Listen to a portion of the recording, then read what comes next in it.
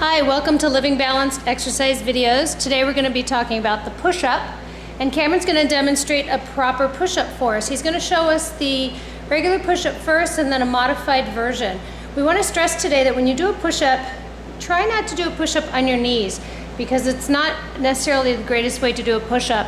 If you're having trouble doing a full push-up, we'd rather see you do it on an incline by doing it off of a countertop or a table or a bench of some sort. This way it keeps your spine in a better position. So Cameron's going to start first by showing how to get onto the floor. You're going to place your hands shoulder width apart with your wrist directly under your shoulders. You want to make sure that your fingers are pointed forward. If you get into that position and your hands want to turn outward, this could be a problem with your shoulder rotation or a weakness in your triceps. So we want to try to strengthen all of that by keeping the fingers pointed forward. You can see how Cameron's doing that. Okay, Cameron, show us from the side again. Now, once you get in that position with your hands directly under your shoulders, your weight distributed over your hands there, you're going to put your feet back behind you onto your toes, and you're going to get into a plank position.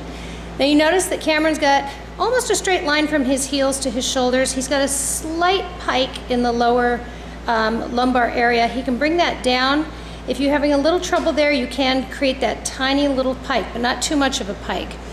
Now, just like we did with the squats, you want to drive your hands into the floor like you're going to try to screw them into the floor or spread them across the floor.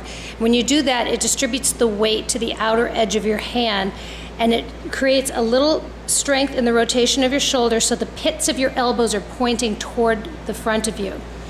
Then you're going to keep your elbows pointing back, and you're going to lower yourself toward the floor and then press back up again.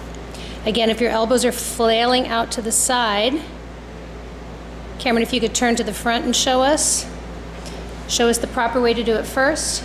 Screw the hands in. See how his elbows are staying close toward his rib cage there. If your elbows are flailing out to the side, there's a little problem with your shoulder rotation there.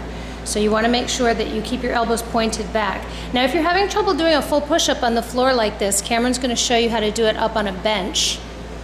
Or you can use a table or a countertop. And the reason it's good to do it this way is you can see here the way he positions his body. He keeps his spine in the same position he was when he was on the floor, but we're taking the gravitational pull into a different alignment, so it's not quite as heavy resistance. And you'll do the same thing. You screw the hands into the counter or the bench, and you'll lower yourself down, keeping your elbows towards your side, and press straight back up again. And you judge your own resistance by how well you can do this. If this is too low for you even, try a countertop. But this is a modified version instead of using your knees. And that is the proper way to do a push-up.